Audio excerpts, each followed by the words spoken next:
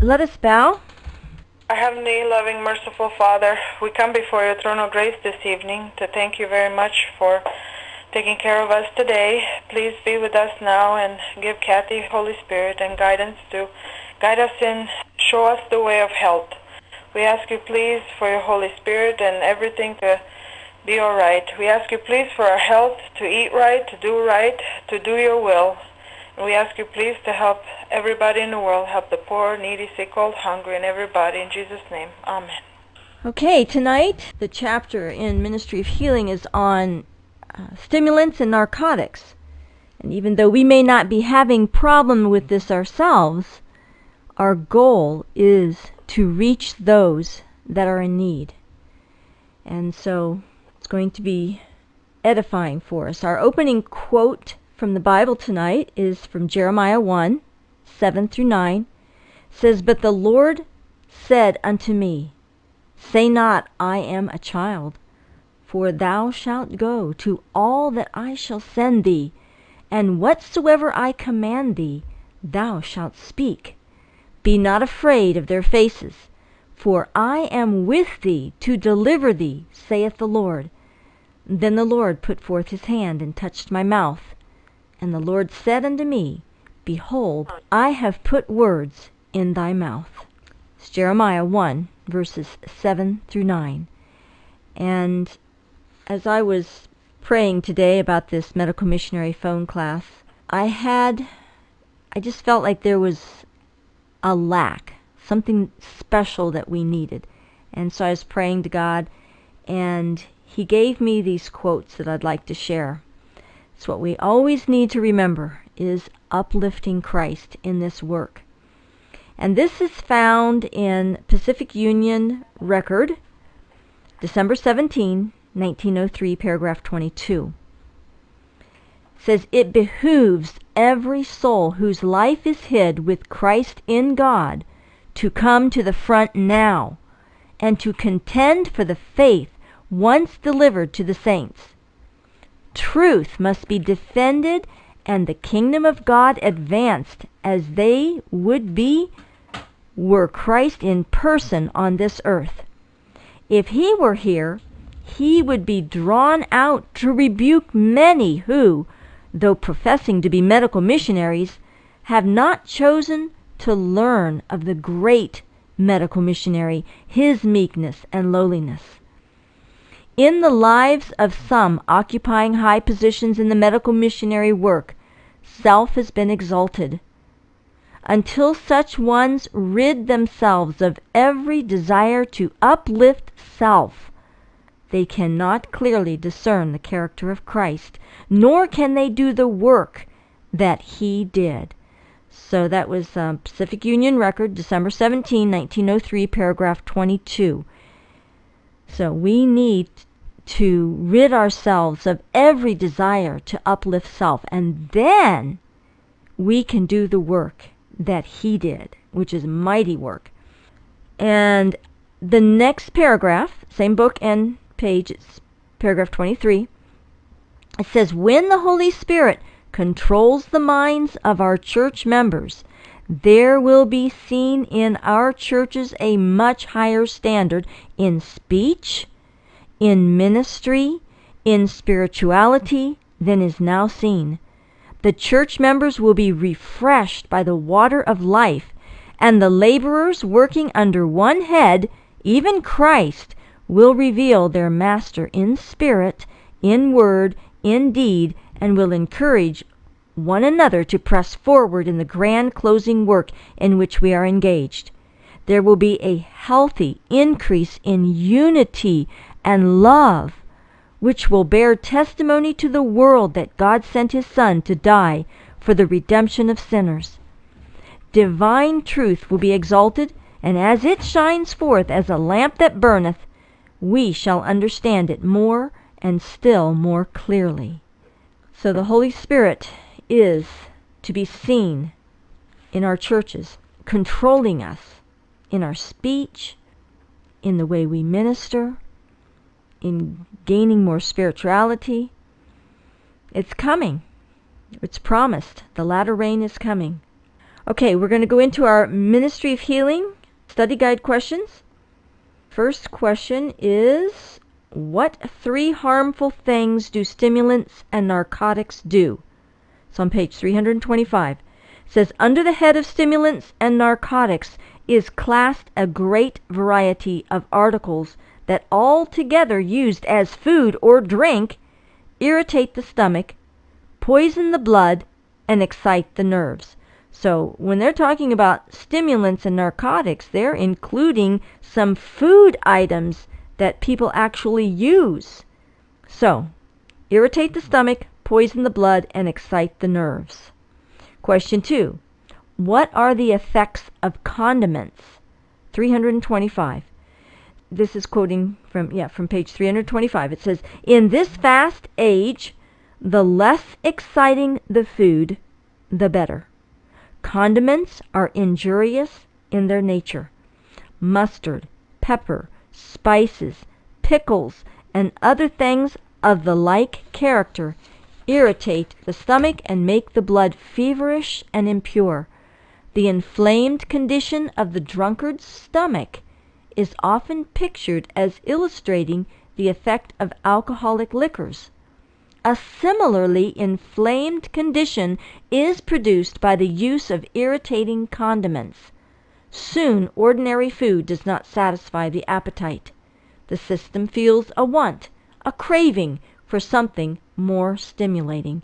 And we have learned that these things, especially sugar and high concentrated foods, refined foods, give you an unnatural desire for something more stimulating, and it lays the foundation for using narcotics. All right, question 3 says the effects of tea and coffee. What are the immediate effects? This is found on page 326. It says the first effect is exhilarating. The nerves of the stomach are excited. These convey irritation to the brain, and thus in turn is aroused to impart increased action to the heart and short-lived energy to the entire system. Fatigue is forgotten. The strength seems to be increased. The intellect is aroused. The imagination becomes more vivid. Ministry of Healing 326. What is the long-range effect? It says the continued use of these nerve irritants is followed by headache, wakefulness, palpitation of the heart, indigestion, trembling, and many other evils, for they wear away the life forces. Tired nerves need rest and quiet instead of stimulation and overwork. Nature needs time to recuperate her exhausted energies. When her forces are goaded on by the use of stimulants, more will be accomplished for a time, but as the system becomes debilitated by their constant use, it gradually becomes more difficult to rouse the energies to the desired point. The demand for stimulants becomes more difficult to control until the will is overborne and there seems to be no power to deny the unnatural craving. Stronger and still stronger stimulants are called for until exhausted nature can no longer respond. Ministry of Healing 326. All right, question 4 is a fill in the blank, and I'm going to read the sentence from page 327. It says, tobacco is a slow, insidious, but most malignant poison. Question 5 is, what are the effects of tobacco on the nerves? It says, in whatever form it is used, it tells upon the constitution. It is all the more dangerous because its effects are slow and at first hardly perceptible. It excites and then paralyzes the nerves. What is the effect on the brain? It's from page 328. It says it weakens and clouds the brain. Often it affects the nerves in a more powerful manner than does intoxicating drink. It is more subtle, and its effects are difficult to eradicate from the system. Okay, question 6, how is tobacco related to the liquor habit? It says its use excites a thirst for strong drink, and in many cases lays the foundation for the liquor habit. Ministry of Healing 327. As a result of the use of tobacco, what 4 problems are transmitted as a legacy from parents to children? 328. It says, among children and youth, the use of tobacco is working untold harm. The unhealthful practices of past generations affect the children and youth of today. So, past generations can affect our offspring. Even though they don't use it, it still can affect them. It says mental inability, physical weakness, disordered nerves, and unnatural cravings are transmitted as a legacy from parents to children, and the same practices continued by the children are increasing and perpetuating the evil results. To this cause, in no small degree, is owing the physical, mental, and moral deterioration which is becoming such a cause of alarm. And as we look at people these days, the children, especially if they're raised on parents that do these narcotics, and then they're fed all this food that is stimulating to the nerves, they're mental wrecks. And I think many people have said that this is going to be the generation where the children are going to die before the parents because of the diet. Constant junk food. Question 8 says, where in the Bible do we find a word picture of the results of intoxicating drink?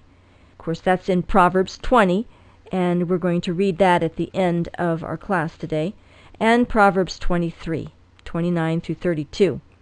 Question 9 is a fill in the blank, and the sentence says, moderate drinking is the school in which men are educated for the drunkard's career.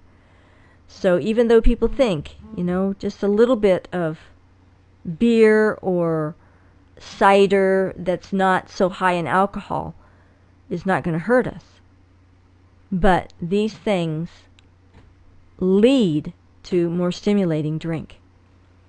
Question 10, it says, in what ways does diet affect drinking habits?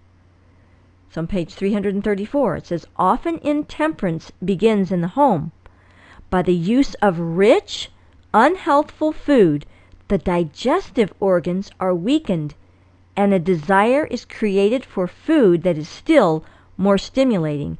And we can eat our food in such a way that we have like an alcoholic factory going on in our stomach by our food being undigested and fermenting. It says, thus the appetite is educated to crave continually something stronger. The demand for stimulants becomes more frequent and the more difficult to resist. The system becomes more or less filled with poison, and the more debilitated it becomes, the greater is the desire for these things. One step in the wrong direction prepares the way for another. Many who would not be guilty of placing on their table wine or liquor of any kind will load their table with food, which creates such a thirst for strong drink that to resist the temptation is almost impossible. Wrong habits of eating and drinking destroy the health and prepare the way for drunkenness. Ministry of Healing, 334. All right, question 11, it says, what temperance work can mothers do for their children? It says, there is a work for mothers in helping their children to form correct habits and pure tastes. Educate the appetite. Teach the children to abhor stimulants. Bring your children up to have moral stamina to resist the evil that surrounds them. Teach them that they are not to be swayed by others, that they are not to yield to strong influences, but to influence others for good. All right, question 12. It says, in relation to tea, coffee, tobacco, and alcoholic drinks, the only safe course is to what? And it says, the only safe course is to touch not, taste not, handle not. The tendency of tea, coffee, and similar drinks, which would be probably colas, chocolate, things like that, which has the same type of chemicals as the tea and coffee has. And similar drinks is in the same direction as that of alcoholic liquor and tobacco, and in some cases the habit is as difficult to break as it is for the drunkard to give up intoxicants. Okay, that's the end of the Ministry of Healing chapter. I have a special thought here. I'd like to concentrate also again on Christ as the only guide and the only one in our life that we are to copy and to have fill us with his power. And this is found in Welfare Ministry 118 and 119. Also, the first paragraph is found in Desire of Ages 640. It says, "Find Christ's footprints in the hovels of poverty. Many feel that it would be a great privilege to visit the scenes of Christ's life on earth, to walk where he trod, to look upon the lake beside which he loved to teach, and the hills and valleys on which his eyes so often rested. But we need not go to Nazareth, to Capernaum, or to Bethany in order to walk in the footsteps of Jesus. We shall find his footprints beside the sickbed, in the hovels of poverty, in the crowded alleys of the great city, and in every place where there are human hearts in need of consolation. In doing as Jesus did when on earth, we shall walk in his footsteps." And the next paragraph says, "The gospel of relief from suffering. Medical missionary work brings to humanity the gospel of relief from suffering. It is the pioneer work of the gospel. It is the gospel practiced." So, the pioneer work of the gospel and the gospel practice is medical missionary work. The compassion of Christ revealed. Of this work there is great need, and the world is open for it. God grant that the importance of medical missionary work shall be understood, and that in new fields may be immediately entered. Okay, that's the end of the special quote. I'm going to go into the Back to Eden, and we left off on gangrene. It's on page 344.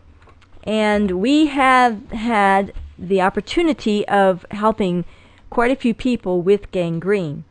And usually, if you cannot help it, then you have to remove the leg, because gangrene is caused by a lack of circulation. And unless the health practitioner or the person with the gangrene understands this, they're not going to do the hot and colds. And it's not something that is understood by most health practitioners, that the circulation is what needs to be increased. So the first thing you want to do is do hot and colds several times a day. I don't know if it talks about that in here. I don't remember it saying that. But increasing the circulation, bringing the blood down into that gangrene area to bring in oxygen and nutrients. And then the cold, putting the foot back into the cold, pushes that blood away, so it's taking out poisons and toxins. And so you go back and forth, hot and cold, do it for about 15 minutes. The hot with a local area like that can be about 112, and the cold can have ice cubes floating in it. So you want this extreme action, and you want to put your hand in with the person's foot with gangrene, because they do not have good feeling. So you to avoid burning them, you need to have your hand in with their foot, going back and forth, so you know just when you should go. If it gets so cold that it's painful, then go back into the hot. So hot that it's painful, go back into the cold, until you can go about 3 minutes in the hot and about a half a minute in the cold, back and forth in buckets, so you can get as much of the leg in there as possible, not just the foot or the gangrene part, but the whole leg. It's usually gangrene is usually in the foot. Okay, the cause is either internal or external. It's caused by a lack of oxygen and blood to a part of the body, so that decay and death of tissue sets in. This is seen most frequently in elderly persons and diabetics with poor blood supply to the extremities due to hardening of the arteries, arteriosclerosis. Blocking or narrowing of the arteries stops or decreases the normal flow of blood, and therefore the amount of oxygen supplied to the tissues is diminished, and gangrene may set in. Gangrene may also occur following a severe injury to the tissue in which all of the dead tissue is not removed. In these instances, the gangrene is caused by a class of bacteria called Clostridia that thrive in dead tissue and produce a poison that permits the gangrene to spread rapidly through the surrounding tissues. This form of gangrene can be rapidly fatal if it is not treated properly as soon as it is discovered. Burns, injuries caused by acid or frostbite are often followed by gangrene. Severe bruises or sores, such as boils or carbuncles, that are not properly cared for may become gangrenous. So let's turn the page and go to page 346, which is gas in the stomach or bowels. And of course, this book was written many years ago when they did not have GMOs in the food, but most of us has already seen genetic roulette. So if you come across people in your medical missionary work that is just constantly having bloating and pain in their stomach and their gut, and they just can't figure out what it is, it could very easily be the GMO foods. And we talked about that in an earlier class. And so to rule that out, that would be the first thing in these days, especially since it's getting so prevalent, leaky gut syndrome and all this, that they understand to get off of the GMOs. It says drinking with meals is a cause for sour stomach and fermentation. Of course, anything that slows the digestion, eating between meals, eating your food fast, not chewing your food well, not eating enough raw food with your meals to get the enzymes in there. Not eating at the same time every day, eating late at night, overeating, all these things can cause this problem. And the treatment says it's peppermint and spearmint are excellent for reducing gas in the stomach. And they also say equal parts of calamus root, valerian, and granulated powdered peppermint or spearmint should be taken. Now, I just keep peppermint oil on hand because the healing properties of herbs is in the essential oils. So if you just take a tiny bit of essential oil bottle and tip it over on your finger and then lick your finger, within 2 or 3 minutes, your gas is being released through your bowels or your stomach, wherever the gas is. And so this is a wonderful essential oil that everyone should keep on hand, because if you want to help somebody, which that's what we all do, we want to be ready with that peppermint oil to give them relief. And also for headaches, put a little bit on the side of your head, on the back of your neck. For any kind of pain, take a little bit in your mouth and put some near the area where there's pain. And they will be amazed how fast the peppermint oil will relieve their pain. All right, we're going to go to goiter, which is page 347. This is very prevalent nowadays because the foods are not grown organically, very much less in nutrients than they were several years ago. So it says the most common cause of goiter is a lack of iodine in the diet. Of course, nowadays, people are getting it in their salt. But right now, people are not wanting to buy the salt from the grocery store because it's not really salt. It's sodium with iodine and aluminum added to it. And so people are going to the more natural salts, which don't have the iodine added to it. And so it could be that people are getting goiters, their thyroid's not functioning properly, and so we recommend the Lugol's iodine to keep that on hand. And for maintenance, you just need just 1 or 2 drops 2 times a week. It's a very low amount that you need, but you do need iodine. It's interesting, I was reading about the goiter. It said that it can be the cause also of high blood pressure, of Also, if your eyes seem to be bugging out of your head, that is an indication that you have thyroid problems. And the Lugol's iodine is excellent for that. So you can help people if they seem like tired. That's a problem with the thyroid. If they seem like they're overweight, that's another problem that can be with the thyroid. I'm going to skip down here. It's on the bottom of the page, last few sentences on the first page. It says there are certain vegetables that contain substances called goitrogens. When excessively large amounts of these foods are eaten, the body's normal use of iodine is interfered with, and a goiter in the thyroid gland may be the result. These are the foods, okay? Broccoli, cauliflower, Brussels sprouts, turnips, raw cabbage, kale, rutabagas, horseradish, and I want to add collards, because anything in the cabbage family, and cabbage.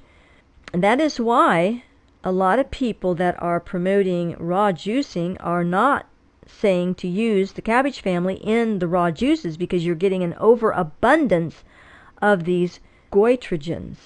So the ones that you want to put in your raw juices, along with your carrots and beets, would be the chard, lettuce, escarole, and endive. Those are the greens that are good to use that are not the cabbage family. And also, red cabbage is considered good to use because it does have iodine in it. Okay, under the treatment for goiters, it says if there is no diarrhea, the bowels must be kept loose. Use high enemas to cleanse the colon thoroughly. Also take an herbal laxative. It says a bayberry poultice used at bedtime and kept on all night is excellent. Now you would put this poultice over the thyroid on your neck. It must be well covered with a woolen cloth to keep it warm. It says sweat baths and massage to increase the circulation and build up the nervous system are very helpful. Take herbs for nerves. And so you would want to get your Back to Eden book out and look up in the back herbs for nerves and figure out which ones you have on hand, or the best ones are ones outside your door that you can pick fresh. Make green drinks out of them even. It says if these simple natural remedies do not relieve the symptoms given above, and the pulse remains rapid, the blood pressure high, the skin warm and moist, the eyes prominent, and the thyroid enlarged, the aid of a physician should be sought. So these are the symptoms that we need to look for. Rapid pulse, high blood pressure, skin moist, eyes prominent or protruding a little bit, and the thyroid enlarged. And also the weight gain, tiredness can go right along with that. Okay, skip over to gout. Under symptoms, it says a classical description of an acute attack of gout was given in 1863 by Sydenham. It says the victim goes to bed and sleeps in good health. About 2 o'clock in the morning, he is awakened by a severe pain in the great toe, more rarely in the heel, ankle, or instep. This pain is like that of a dislocation, and yet the parts feel as if cold water were pouring over them. Then follow chills and shivers and a little fever. The pain, which was at first moderate, becomes more intense. With its intensity, the chills and shivers increase. After a time, this comes to its height, accommodating itself into the bones and ligaments of the tarsus and metatarsus. Now it is a violent stretching and tearing of the ligament. Now it is a gnawing pain, and now a pressure and tightening, so exquisite and lively. Meanwhile is the feeling of the part affected that it cannot bear the weight of the bedclothes nor the jar of a person walking in the room. The night is passed in torture, sleeplessness, turning of the part affected, and perpetual change of posture, the tossing about of the body being worse as the fit comes on. Hence the vain effort by change of posture, both in the body and the limb affected, to obtain an abatement of the pain. It says more than half the patients with gouty arthritis experience their first attack of pain in the great toe. And it says the cause of it is an abundance of rich foods. Okay, the treatment. It says the diet is of great importance. During an acute attack of gout, the diet should be high in carbohydrates and low in fat and protein. Meat should be eliminated, and peas, beans, and lentils should be limited. The calories must be strictly limited so that the patient does not gain weight. And if the patient is obese, he must be placed on a diet to lose weight. Alcohol must be eliminated, and a large fluid intake is very helpful. There's a list of many herbs here that can be taken in the treatment. Okay, so the next section is the hair and the scalp. So for this condition of those that are suffering from hair loss or baldness, it says the blood that nourishes the hair must be purified by using wholesome, nourishing foods that will build a healthy body. And then once you start eating all this good, nourishing food, you stimulate the circulation in your hair. And I just recently read something about taking a dog brush, with those metal bristles. They're tiny little metal bristles that brush out a dog's hair. Well, take that and just scrape your scalp with that and comb your hair with that. And it's supposed to stimulate your head very well and increase the hair growth. And I just got one, so I'm trying that. It says down here, it says, since an analysis of the hair shows it to be composed of iron, oxygen, nitrogen, carbon, and sulfur, the blood must be supplied with these minerals so that nourishment will be carried to the scalp. Raw foods contain the highest percentage of minerals obtainable. Many of the best foods are prepared in such a way that most of the minerals are drained off in the water. Proper nourishment and good health will do more to make beautiful hair than any external treatment it is possible to give. So, nutrients, lots of those raw fresh juices. Okay, the next section is hay fever. And of course, we talked about allergies in one of our classes before and how liver cleanses eradicate allergies. So if somebody is suffering with hay fever, the first thing you want to talk to them about is doing some liver cleanses. It says that it's true that it would be a rare thing for anyone to have hay fever who had good digestive organs and whose nasal membranes were in a healthy condition. Wrong eating habits have much to do with it. And we have noticed that too, that those that are on a really good diet, I've not seen anyone suffer with hay fever that's on a high fruit and vegetable diet and limited in your rich foods and eating lots of raw foods. And the treatment, you can use a neti pot to keep your nasal passages cleansed. Of course, do the liver cleanse. The next section is headaches. And the treatment it says relief is sometimes obtained by taking a hot foot bath with a tablespoon of mustard in it. Or just use plain water as hot as can be borne. Keep the feet and legs in the hot water nearly up to the knees and place a cold washcloth on the forehead and one on the back of the neck. Drink a cup of hot peppermint, spearmint, valerian, black cohosh, or skullcap tea. If you do not have these herbs, drink a cupful of hot water, adding the juice of a lemon, but no sweetening. And of course, drink plenty of water. And a lot of times, if you're helping somebody with a headache, a simple neck and shoulder massage is great relief. And of course, don't forget the peppermint oil on the temples. The treatment says high enemas, initially to cleanse the colon, may be helpful in bilious headaches. Often the stomach is overloaded when the headache comes on. If this is the case, use an emetic, especially if these are, migraines. If they've just eaten a large meal and they're starting to get a migraine, a lot of them already know this, just empty the stomach and the migraine will go away. For a nervous headache, it says nervous people and those whose work is sedentary usually suffer from this form of headache. Mental strain and worry will cause a nervous headache. Bright lights or noises of any kind usually make the headache worse, and this is where the neck and the shoulder massage helps a lot. And it says for treatment on the nervous one, it says lie down and rest where it is quiet and where there is plenty of fresh air. Take a cupful or two of hot peppermint, catnip, red sage, or spearmint tea. Upon retiring, take a cup of hops tea. Or if it is possible to retire when the headache comes on, take it then. It will soothe the nerves and produce sleep. Red sage is one of the best herbs for headache. It says the herbal liniment that is recommended in Section 2, Chapter 3 is highly recommended, and several things as we read through here this herbal liniment is referred back to. So I'll just want to go over that a little bit. It's a combination of 2 ounces of myrrh, 1 ounce of golden seal, and a half an ounce of cayenne. Put it in a quart of alcohol, and of course rubbing alcohol is not the best. There's chemicals in that. If you can get a good organic grain alcohol, that would be the best, and it can be diluted. If you get like 80 proof or 40 proof, I can't remember what it's called, but you can dilute it down to 20 proof for it to still draw the nutrients and the properties out of these herbs, and then it will keep for years. And then when it's for external application, for if you want to put it on your neck or on your temples for the headache, or like if you have like gout, it was recommended to rub the foot with it to increase the circulation. Okay, the next section is heart trouble. It says there are many causes of heart trouble.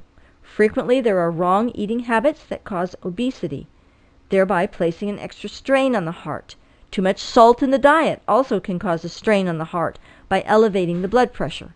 Palpitation of the heart is often due to gas and fermentation in the stomach. Some years ago, an elderly woman who had complained for years of heart trouble came to see me. I advised her to take a sweat bath and thorough salt glow with vigorous rubbing of the body and also cold morning baths. I also advised her to correct her diet. Before a week had passed, that woman had forgotten all about her heart trouble. I knew this woman for years, and she never had a reoccurrence of the attacks, as far as I know. Skipping down another paragraph, it says, much so-called heart trouble is not due to actual damage to the heart muscle or valves, but rather the heart has been weakened by impure blood caused by a wrong diet, lack of exercise, and poor circulation. Thus the blood that should be circulating near the surface of the body, nourishing the skin, muscles, etc., is diverted to the inside and overburdens the digestive organs and heart. Now, I can testify to the fact I am so much more healthier now than I was 20 or 30 years ago. My heart used to skip sometimes every 3 beats, and most of the time every 9 to 11 beats. And I have no skipping of the beats at all now. And, of course, I attribute it to living here at White Creek Wellness Center and having access to all the hydrotherapy, all the cleanses that I do with the health guests, and the raw food diets and everything. I do believe that it was after I went on all of my liver cleanses and got my liver cleaned out so it purified my blood better that my heart quit skipping beats. And so that's another thing I forgot to add when I was talking about the liver cleanses.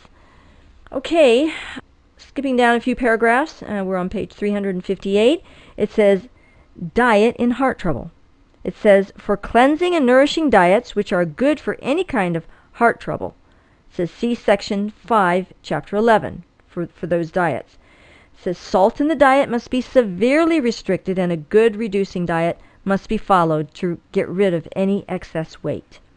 A couple paragraphs down, it says, when the heartbeat is irregular or there is weakness of the heart, the following tea may be used with excellent results. Take 1 teaspoon of each black cohosh, skullcap, valerian, lobelia, and a pinch of cayenne. Okay, this next section is hemorrhages, and the cause is, it says, whenever a blood vessel, either artery or vein, large or small, is severed or cut, or ruptures from any other cause, a hemorrhage or bleeding will start at once. One of the best things for it is shepherd's purse made into a tea. Is very reliable in hemorrhage, and since I studied to be a midwife about 23 years ago, I learned to keep shepherd's purse on hand because it was excellent, especially for hemorrhaging of the uterus. For hemorrhaging of the lungs, it says give a hot foot bath. That makes sense. Pull the blood away from the lungs so you're not releasing so much blood in the lungs, and also you don't have as much blood there to give pressure for the hemorrhage. It says give a hot foot bath and have the patient refrain from coughing as much as possible. A tea made of hemlock spruce with a pinch of cayenne added has been known to stop bleeding from the lungs almost immediately. Also use the same herbs for stomach hemorrhage. Okay, skipping down a few paragraphs on page 360. It says hemorrhage from the bowels. It says keep the patient lying down. Give an enema of warm wild alum root tea. White oak bark, red raspberry tea may be used. Inject 2 or 3 ounces of the tea through the enema tip and have the patient retain this as long as possible. Repeat. Shepherd's purse, raspberry leaves, bistort root, witch hazel, bayberry, or sumac may be taken as a tea. Use either one of the herbs by itself or make a mixture of any 2 or 3 and take according to the directions given in section 2, chapter 3. Okay, hemorrhage from the nose. Make a tea of golden seal using 1 teaspoon to a pint of boiling water. Steep a few minutes, let settle, and when cold, pour a little into the palm of the hand, sniff up the nostrils. It says tea made from a combination of wild alum root, blackberry leaves, witch hazel leaves, white oak bark is very useful to check nosebleeds, as these herbs are, what do you think? Astringent. Remember we studied astringent herbs will close up, and that's what you want in a hemorrhage. You want the strongest astringent herbs that you have, and cayenne pepper is also excellent because it's so high in vitamin K. It will cause your body blood to coagulate and stop a hemorrhage, especially if it's an open cut that you can put cayenne pepper right on. It will stop the bleeding. Okay, hemorrhoids or piles. It says hemorrhoids are dilated veins around the anus and rectum, and they may be either internal or external. The treatment is to take a hot enema at a temperature of 102 to 108 using white oak bark, bayberry bark, or white alum root tea. Now, if you notice, these are also astringent herbs, which is going to draw together and draw up those hemorrhoids. Make a strong tea of witch hazel bark and 1 teaspoon of catnip.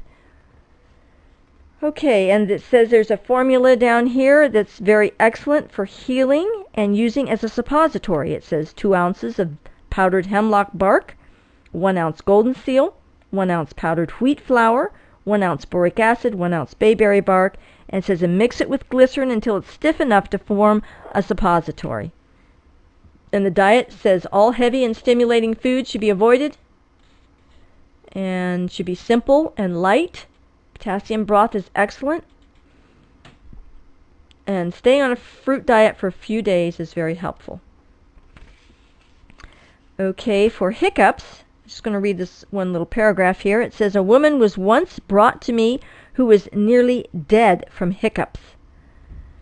I gave her the juice of half an orange, and the hiccups stopped immediately. The juice of an orange will usually stop hiccups. Okay, the next section is high blood pressure, which is so prevalent. There are so many people on blood pressure medication, which has been our experience in 15 years of being on blood pressure medication. Their kidneys will start failing. So you want to help them as much as possible so that they can live longer than 15 years. It says the diet and rest.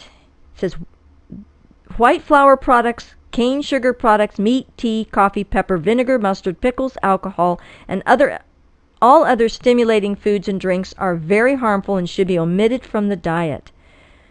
It says a fruit diet for a few days is one of the best things you can take. Then use a simple nourishing diet. Get plenty of outdoor exercise and practice deep breathing. Most people with high blood pressure do not get enough rest.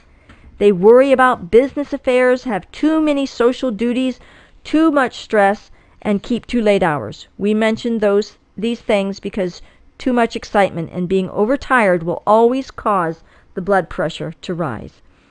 Next paragraph says the following treatment will greatly aid recovery. Hot and cold applications to the spine. So these are fomentations. To the spine, liver, spleen, and stomach. Cold towel rubs in the morning upon arising. Warm baths at night and salt glows. Hot and cold showers. A general massage is excellent as it will help work the waste matter out of the system equalize the circulation and greatly relieve the heart and nerves.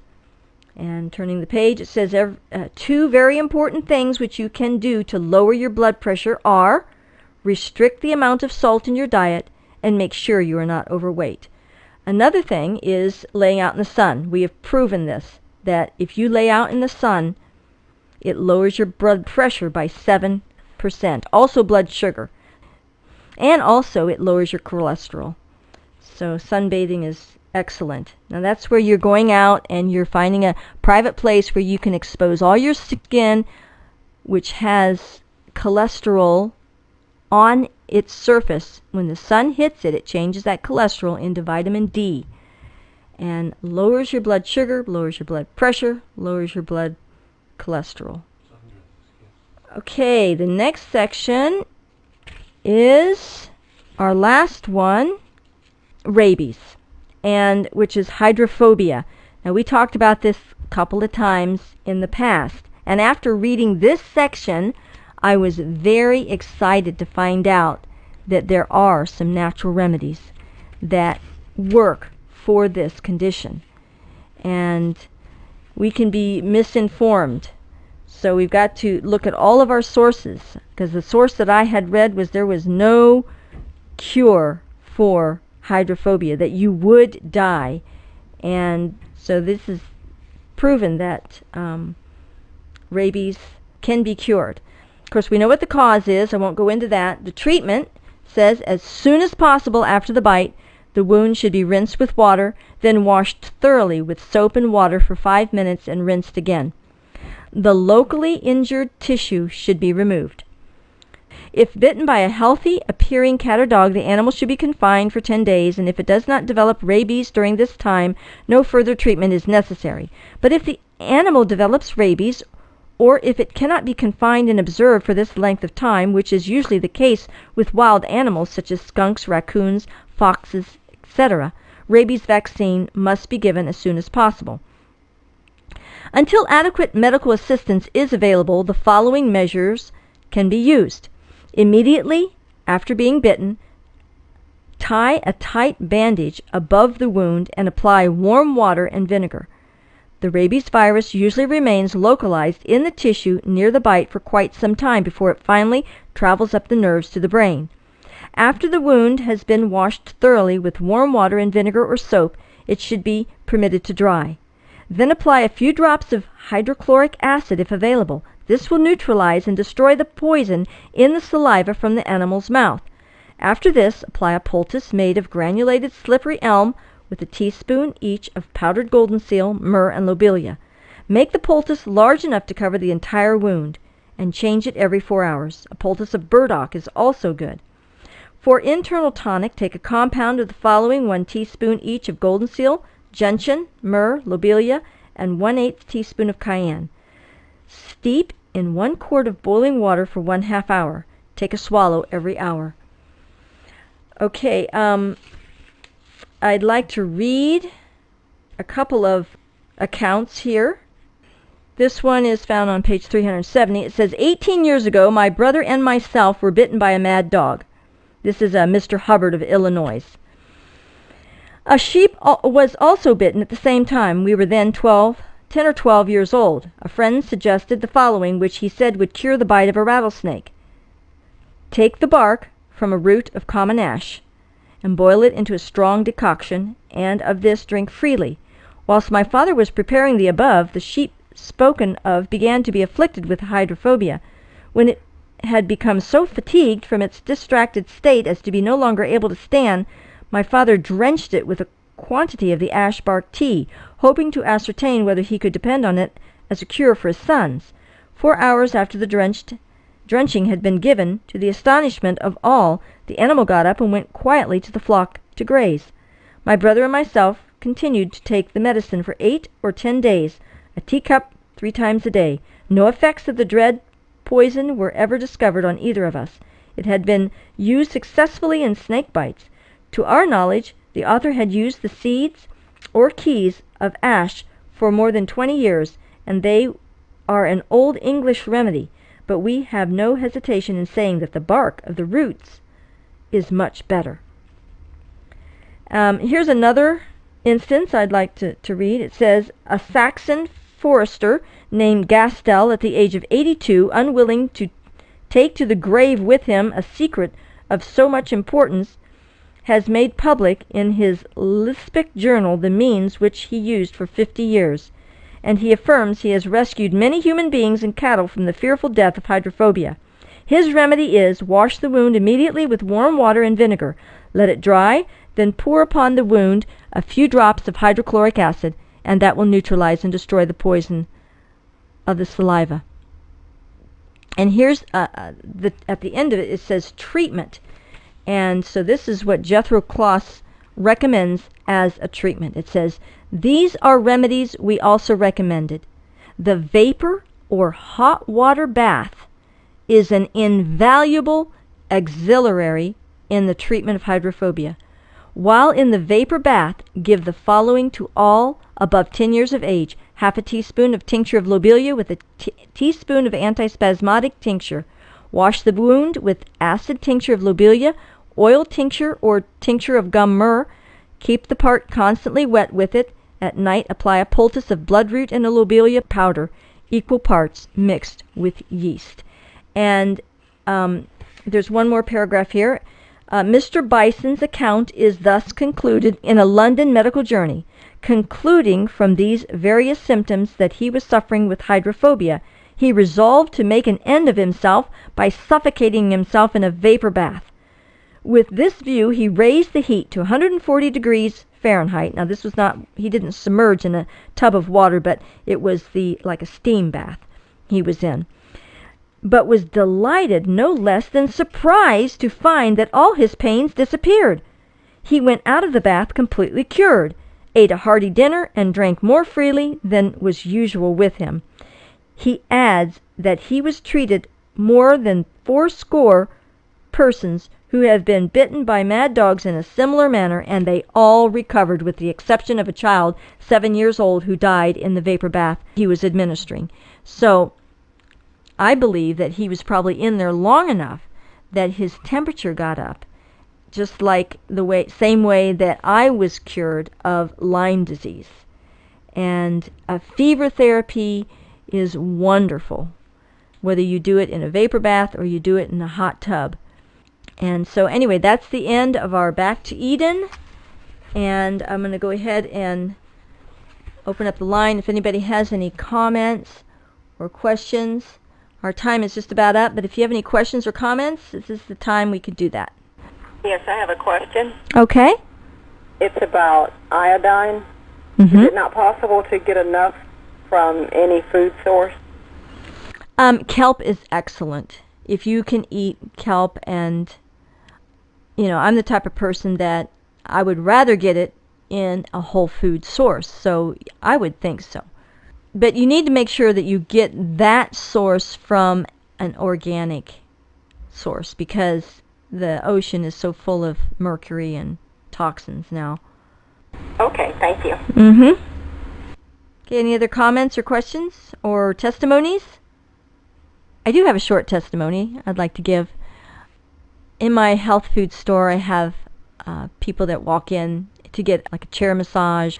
And my landlord came hobbling in last week on Tuesday, and her hip was just hurting her so bad.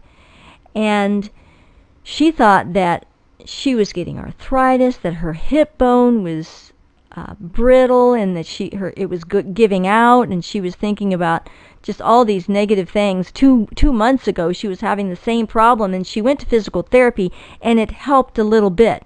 But it came back, and it was really bad. And so I said, okay, sit down here on my massage chair. Since I have had a lot of experience in deep tissue massage, I knew that a lot of times joint pain is nothing but muscles that are just so tight that they're pulling, they're knotted up, and they're pulling on the joint because that's where they're attached. So I thought, let me see if you have a muscle that is just so tight and it's just causing this problem. And I found it right away. I said, sure enough, this is your cause. So she came back later, and I put heat on her and did her a 15, 20-minute deep tissue massage, relaxed her muscle, and the next morning she walked in, she was just almost dancing because she felt so good and she was so thankful. And I had an opportunity also to pray with her, and that was the best part, is that we prayed that God would bless the therapy, and then the next day she could give God the glory. And so I'm excited about this because she smokes and she's got a bad diet and she wants to change so bad. And she's the one that owns the building right next to my health food store that we're going to have our medical missionary health fair at. So she's going to be exposed to a lot of good information. And so if you could keep her in prayers, her name is Vicky, that the Lord will just completely give her a revelation of himself. Any testimonies from anybody this week? Okay, I'm going to go ahead and give the assignment for next week. And it is class 32. It says should do the chapter called Liquor Traffic and Prohibition, page 337 to 346 in the Ministry of Healing. And then the Back to Eden, we're going to go from 372 to 418. Our scripture memory verses are John 14, verse 12, Matthew 20, verses 26 through 28, 1 Corinthians 1, verses 30 and 31, and Isaiah 32, verse 20. Our closing verse is Proverbs 20, verse 1. Wine is a mocker, strong drink is raging, and whosoever is deceived thereby is not wise. And Proverbs 23, 29 through 32 says, Who hath woe? Who hath sorrow? Who hath contentions? Who hath babblings? Who hath wounds without cause? Who hath redness of eyes? They that tarry long at the wine, they that go to seek mixed wine. Look not thou upon the wine when it is red, when it giveth its color in the cup, when it moveth itself aright. At the last it biteth like a serpent, and stingeth like an adder. And Romans 8, verse 18, it says, For I reckon that the sufferings of this present time are not worthy to be compared with the glory that shall be revealed in us. Okay, let's close with a word of prayer. Our dear Heavenly Father, we do thank you for the privilege of contemplating these remedies, these thoughts, this instruction that you have for us. Pray that you will touch our hearts. Give us a burden for those that are under the spell of drink. Help us, Lord, to have no respect of persons, but to love them as you love them. Give us wisdom how to work with them, what to say. May we have great hope for them, to inspire hope in them. We know that you have the power to break this enemy away from them. And we ask that you'll give us wisdom as we work with these types of people. And help us to educate those, especially our loved ones, that the stimulating foods and the coffee and all these things can lead to stronger things and also weaken us mentally, spiritually, as well as physically. And as we go through this next week, I do pray that you'll give us a burden for souls, that you'll give us a word in due season, that we will be able to hear a word behind us saying, this is the way, walk ye in it, and this is the words, I'll give to you the right words. Help us to improve in our speech, in our love for one another. We need you, Lord. We cannot do this without you. Keep us this week. Bring us back together next week. And we thank you for your blessings and all that you've done for us. We pray in Jesus' name. Amen. Amen. See you next week.